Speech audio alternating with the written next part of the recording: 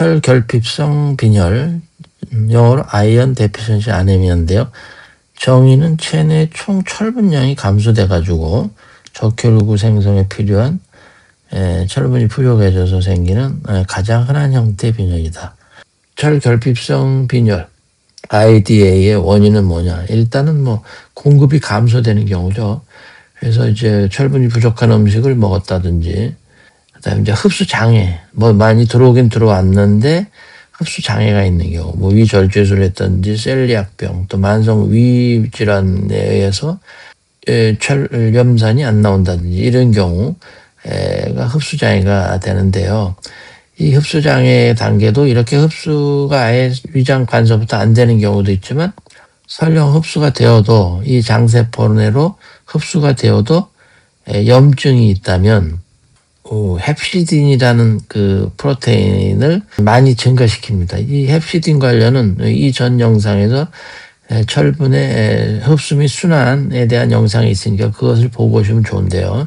일단 헵시딘이란 단백질은 뭐냐? 우리 몸의 장세포에 들어온 철분을 이런 혈관으로 내보내는 관문, 이게 페로포틴인데요.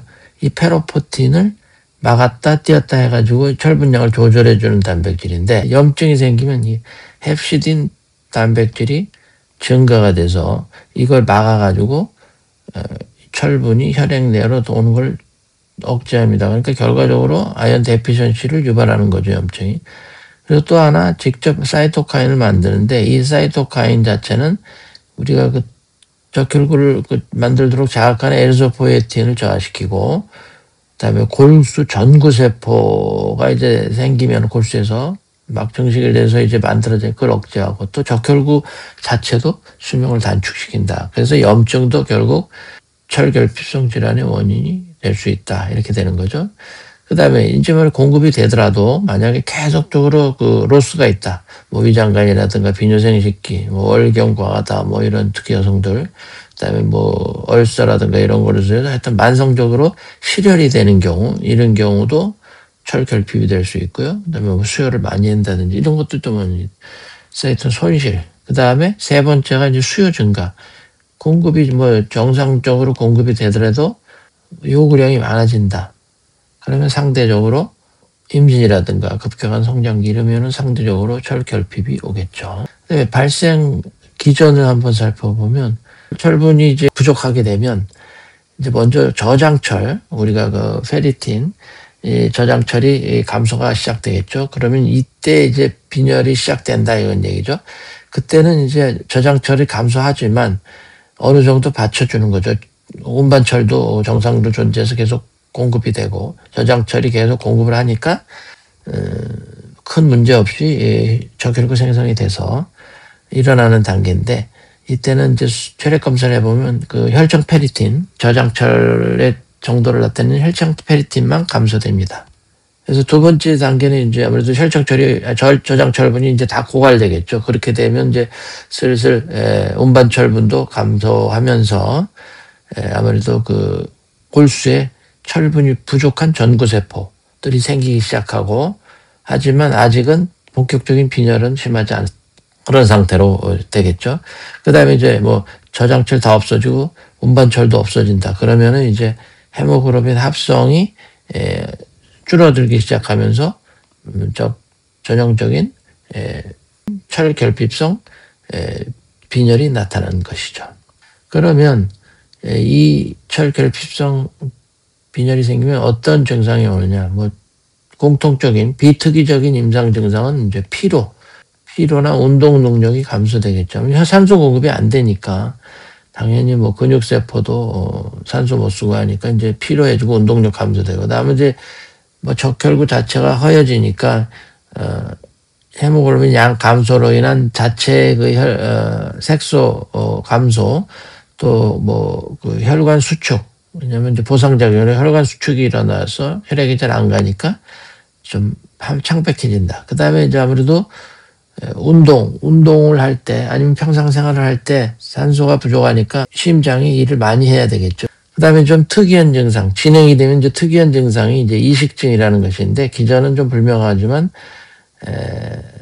여러 가지 이상한 음식, 뭐 진흙이라든가 철, 뭐 이런 거 이상한 음식을 자꾸 먹으려고 하는 그런 것이 이식증입니다. 그 다음에 이제 구각염, 설염, 뭐 코일로니키아 그래가지고 이게 스푼네일 이렇게 얘기하는데, 그 하여튼 점막이나 피부에 여러 가지 그 효소 구성의 그 주된 성분인 철분이 부족함으로 인해서 그런 상피세포의 증식이나 재생에 필요한 기능이 떨어집니다. 그래가지고 이러한 점막이나 피부에 이상 소견이 오는 것이죠. 그 다음에 이와 더불어서 식도에도 얇은 점막, 웹이 생겨가지고 삼킴이 어려워지는 현상이 발생하는데, 이게 플러머 빈손 신드롬, 이런 증세도 올 수 있다. 이렇게 볼 수 있습니다. 그러면 이런 철분 결핍성 빈혈의 그 혈액 소견, 이게 이제 진단에 가장 중요한데 어떤 것이 있는지 한번 보겠습니다. 일단은 사이즈가 작아지고 적혈구 내 그 헤모글로빈이 적어지는 마이크로시틱 하이포크로믹이다. 그 다음에 저장철, 페리틴이라고 하는 저장철이 이제 감소되겠죠. 자꾸 부족하니까 쓰다 보면. 그러다 보면 이제 그거를 나타내는 혈청 페리틴, 즉 페리틴이 혈청으로 흘러나와서 조금 존재하는 혈청 페리틴이 감소가 되겠죠. 혈청철은 당연히 감소되어 있을 것이고, 그 다음에 총철분 결합능, 토탈 아연 바인딩 커패서티라는, 이거 한마디로 이거는 철분을 혈액 내에서 운반하는 트랜스페린이라는 단백질, 이거의 총량이라고 볼 수 있죠. 그래서 TIBC는 이제 우리 실험 내 아연과 아직 결합되지 않은 그 트랜스페린 양, 언바운드 아연 바인딩 커패서티, 이거의 합이라고 볼 수 있겠죠. 그래서 하여튼 총철분 결합능은 증가한다. 왜냐하면 트랜스페린도 이제 그 철분이 부족하니까 많이 혈관을 운반하려고 증가되기 시작하고, 그 다음에 그에 비해서 그만큼 철분이 적게 들어붙어 있으니까 총철분 결합능은 증가를 합니다. 그리고 트랜스페린, 즉 운반 단백질에 붙어있는 비율도 당연히 감소가 되겠죠. 그리고 우리가 적혈구 내에서 철분을 이용해서 헤모글로빈을 만드는데, 그 프로토포르피린과 결합을 해서 헤모글로빈을 만들어내잖아요. 그러니까 철분이 부족하니까 헤모글로빈이 잘 안 만들으니까 적혈구 프로토포르핀도 증가한다. 그리고 이제 혈청 트랜스페린 수용체 단백질이라는 것도 있는데, 이것은 그 이전 영상에서 나오는 거니까 가서 보시면 될 것 같은데요. 이 철분이 결합되면 그 트랜스페린을 잡아들이는 리셉터, 이것이 증가가 됩니다. 그러다 보면 혈액안으로 좀 많이 나오는데, 원래 여기 존재하는데 조금씩 흘러나오거든요. 그 양이 혈청 트랜스페린 수용체 단백질 수치가 되겠습니다. 그러면 진단은 뭐 어떻게 하느냐? 진단은 이제 아까 그 혈청 그 랩 소견을 가지고 하면 되겠습니다. 이거 다 그런 얘기입니다. 그리고 이제 좀 중요한 건 감별 진단을 해야 되는데, 우리가 이제 저색소성 소구성 빈혈은 여러 가지가 있어요. 그래서 대표적인 게 철결핍성 비란입니다.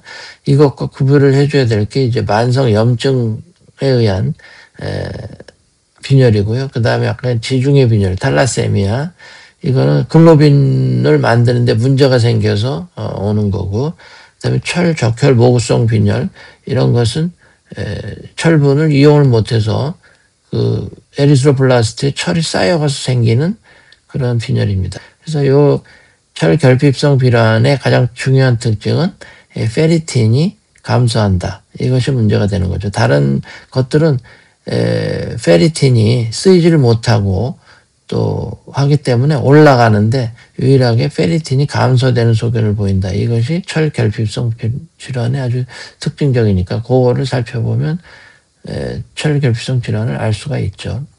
그래서 이제 RBC 인덱스는 아까 얘기한 대로 MCV, MCH, MCHC, RDW 이런 것이 있는데, 요거를 변화를 가지고도 이런 거를 좀 구분할 수 있다, 이런 얘기죠. 그러면 RBC 인덱스를 간단히 한번 얘기를 더 해볼까요? 이게 사실은 좀 주의하지 않으면 좀 헷갈릴 수가 있는데, MCV, Mean Corpuscular Volume, 이건 평균 적혈구 용적이죠. 뭐 정상치는 이렇고, 하여튼 정상 크기를 얘기하는 거죠. 그러니까 당연히 뭐 거대 저하구성 즉 메갈로블라스틱 아네미아 때는 당연히 커지겠죠.